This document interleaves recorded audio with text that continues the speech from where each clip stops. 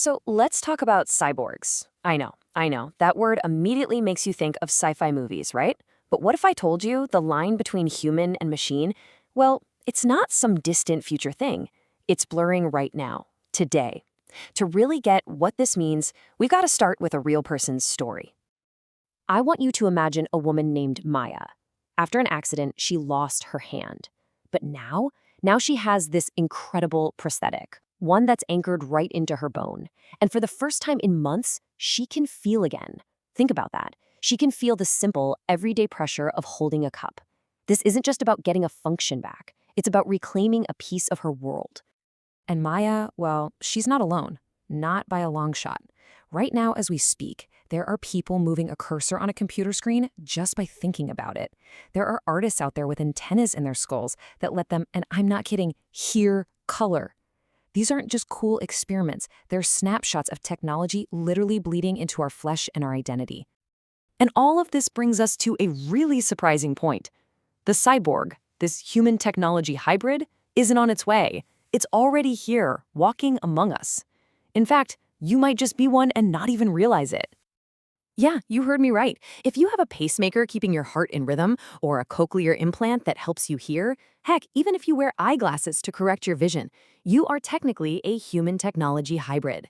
The word cyborg feels like this huge leap, but really, it's more about our own shock at the idea than any real technical line. We've been merging with our tools for a very, very long time. So how in the world did we get here? You know, the journey from ancient myths about living statues to modern-day brain-computer interfaces, it's a wild story, and it definitely didn't happen overnight. For thousands of years, we just told stories. Then in the 1800s, things got real with functional prosthetics. But the huge shift in thinking came in the 1940s with this idea of cybernetics, the science that first said, hey, humans and machines can be seen as parts of the same system. Fast forward a few decades, and thinkers like Donna Haraway are reframing the cyborg as a political symbol.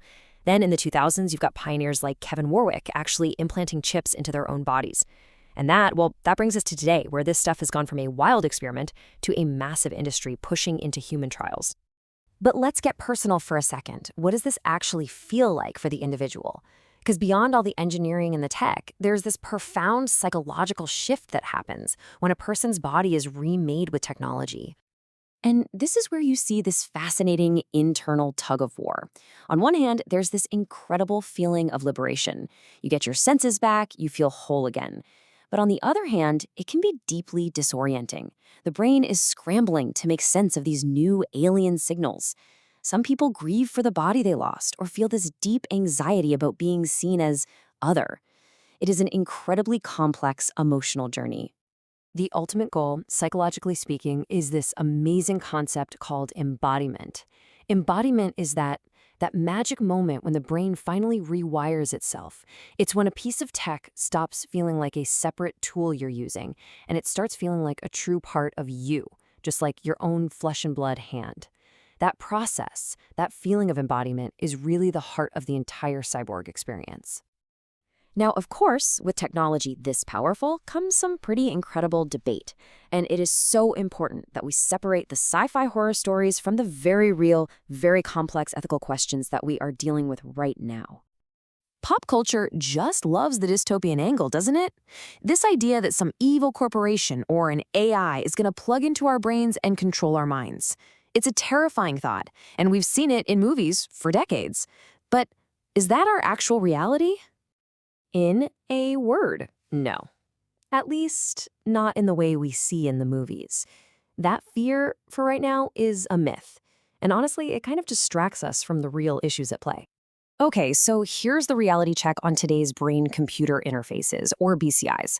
They do not read minds. They can't pull your memories or your secret thoughts out of your head. What they do is decode very limited, very noisy electrical signals from the brain. And it takes a massive amount of training and calibration for a user to do something as simple as moving a cursor. So the reality is a lot less dramatic, but trust me, the ethical stakes are just as high. And this, right here, lays out the real-world trade-offs. The benefits, they're absolutely life-changing. We're talking restoring sight, hearing, movement, but the risks are just as huge. Things like neuroprivacy, the idea that your own brain data, your thoughts, could be hacked or sold. or a new kind of inequality between those who are augmented and those who aren't. And yes, the very real danger of this tech being weaponized. These are the conversations we absolutely need to be having. And don't think this is all theoretical. As of September 2025, just one company, Neuralink, has already reported that 12 people are walking around with its brain implants. The future isn't coming. It is being implanted as we speak. This crazy fast progress is forcing us to face some of the biggest questions about what it even means to be human in this century. And these are not questions for philosophers 100 years from now. They are for us, for right now. Let's start with a big one. Who owns the data that comes directly from your brain? Is it you? Is it the company that made the implant? Is it the government? Your most private internal information is about to become a product. And what about this? As these technologies get more common, who gets to define what a normal or able body even is? Will we start to feel social pressure or even economic pressure to augment ourselves just to keep up? And maybe this is the most important one of all. How do we protect our cognitive liberty? How do we make sure our own thoughts, our inner selves, are safe from manipulation? We seriously need to start thinking about a new class of human rights for a new kind of human.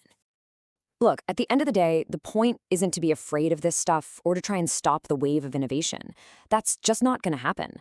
The challenge is to be wise. It's to build the ethical rules and the legal frameworks now so that this unbelievable power becomes a tool for human flourishing, not for division or control.